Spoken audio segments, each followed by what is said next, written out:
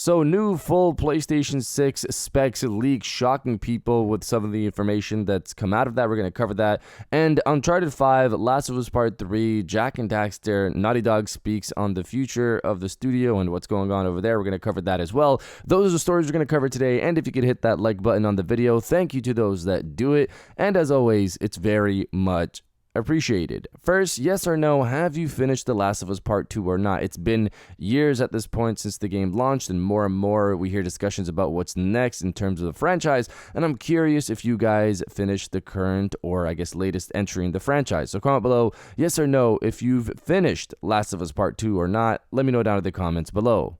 Now, diving into the first story of the video, Last of Us Part 3, Uncharted 5, Jack and Daxter, Intergalactic, and what's going on with Naughty Dog. So, recently, Neil Druckmann had an interview with Variety where he stated several interesting things. The first one was focused on Intergalactic and the studio clearly getting ready to show more. He states this: as far as when we're going to show stuff, I'm so antsy to show it and talk about it because the trailer that we showed doesn't even scratch the surface of what this game actually is. But announcing a game like this, especially when it's a new IP, especially when it's coming out of Naughty Dog, you've got to coordinate with marketing, with PR, with a bunch of people. So it'd be foolish for me to say when we're going to show something right now. So it seems to be less of they aren't ready to show something in terms of the game itself, but rather that they need to coordinate with so many different departments to decide how to show it off and when to show it off. I'm assuming we shouldn't be far off from its next reveal, because not too long ago we saw a job listing for Naughty Dog about a gameplay capture artist. So could it be at the next State of Play event, or is that too close? Could it be at the Game Awards, 1 year from its initial reveal, they show a gameplay trailer over there? Could be the case. Next point is his discussion about the future of Naughty Dog and how they chose Intergalactic, stating, when we finished The Last of Us Part 2, and that was highly successful for us, we were debating whether we should go straight into The Last of Us 3. And we had a really long period where we looked at ideas for maybe what could be in that game. We have Uncharted as an IP, we have Jack and Daxter as an IP, but the team was really excited to do this sci-fi thing that we've been talking about for a while, and that's where our passions lie. So he basically is saying that they looked at what they had and then ended up wanting to do this sci-fi project. If it succeeds, there could be more Intergalactic, or they could tap into their other IP. Here, it's interesting that they actually even acknowledged Jack and Daxter as an option for a new game. That put a smile on my face. Beyond that, Uncharted is potentially their second confirmed project, but as for The Last of Us, he stated this when talking about if Intergalactic would get a TV or film. He stated this: and there's more stuff happening in The Last of Us world that has not been announced. To add to this, he stated this when talking about why he left The Last of Us show.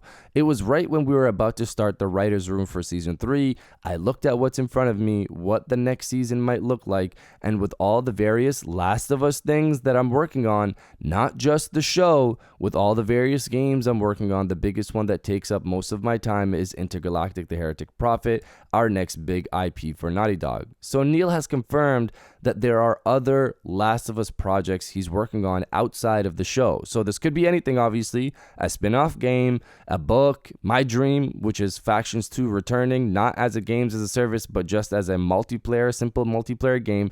But it could be anything. But he is confirming there are other Last of Us projects. And if you're enjoying the video so far, hit that subscribe button and join our growing community on our way to 150,000 subscribers.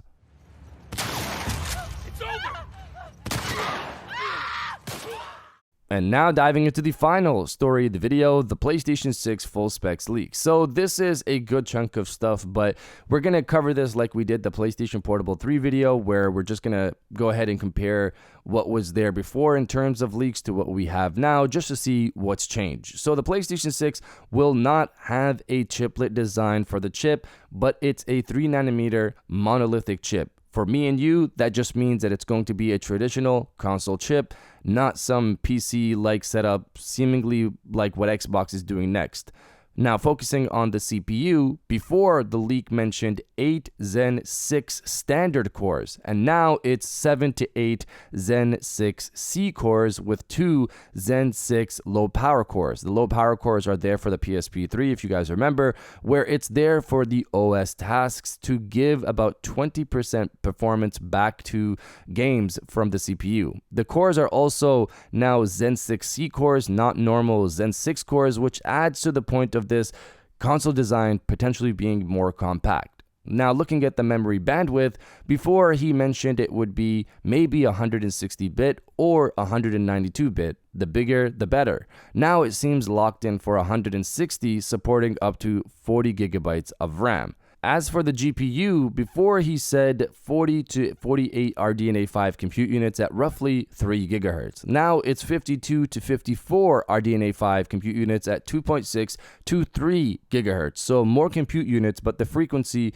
could be lower than before at somewhere between 2.6 to 3. But there are more compute units now on the GPU, as according to the latest leaks. This puts the console at roughly 34 to 40 teraflops compared to PlayStation 5's 10.28 teraflops. Again, teraflops don't matter as much. But going on rasterization speed, again, this is how fast the chip can convert 3D objects into 2D raster images that can be displayed on a screen. So turning geometric shapes into pixels. Before, it was roughly 3 times that of the PlayStation 5's raster speed. But now it's 2.5 to 3 times that of the PlayStation 5's raster speed. So slightly lower than before. And finally, the ray tracing performance. Before, we didn't have exact information in terms of numbers when it comes to ray tracing, but this time he states it's going to be 6 to 12 times that of the PlayStation 5. PlayStation 5 Pro, for comparison, is 2 to 4 times that of the base PlayStation 5 in terms of ray tracing performance. Ray tracing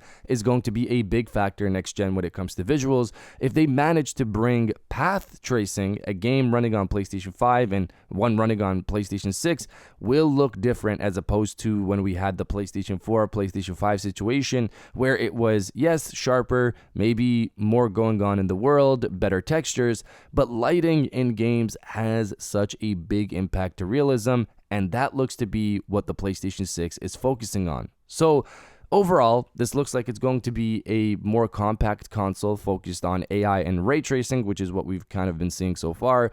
It's going to obviously be a more powerful console, but based on what Moore's Law is Dead is saying, it's going to be a cheaper one to make. Also take in that the PlayStation 5 era has had to deal with the PlayStation 4 for cross-generation, a console that still runs off a hard drive. The PlayStation 6 era will have PlayStation 5 for cross-gen, so we should be seeing a solid advancement in games where they can ditch the need to support PlayStation 4, which is also something Moore's Law is Dead stated in the video. PlayStation 5 will be the lowest setup next generation, a console with fast SSD memory. That's the baseline. Now for the shocking part of this, Moore's Law is Dead stated that PlayStation 6 ray tracing performance will be 5090 level, a $2,000 graphics card. This is something that people are having a hard time taking in, but remember, he's only talking about the ray tracing performance here, not the full power of the GPU. That's how I come to understand it.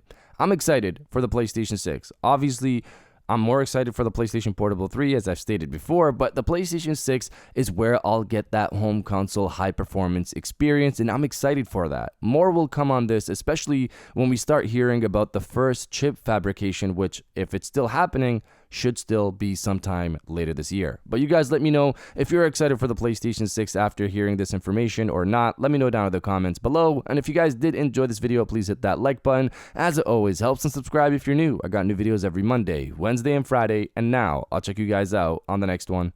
And welcome back to the after show. This is the part of the video where we have a little fun down in the comments below. If you're old, welcome back. If you're new, welcome. For today's thing, what I want you guys to do is the body, obliterate, destroy, and overall harass the comment section with the power of PlayStation. This is obviously in reference to the PlayStation 6, and I'm going to also throw the PlayStation Portable 3. I'm excited for both of these, the power that they're going to bring for the handheld space and the console space. If you're excited for all of that, destroy the comment section with the power of PlayStation, and I'll definitely heart those comments like I always do, because I appreciate everybody who stays to the end of my videos. And now I'll check you guys out on the next one.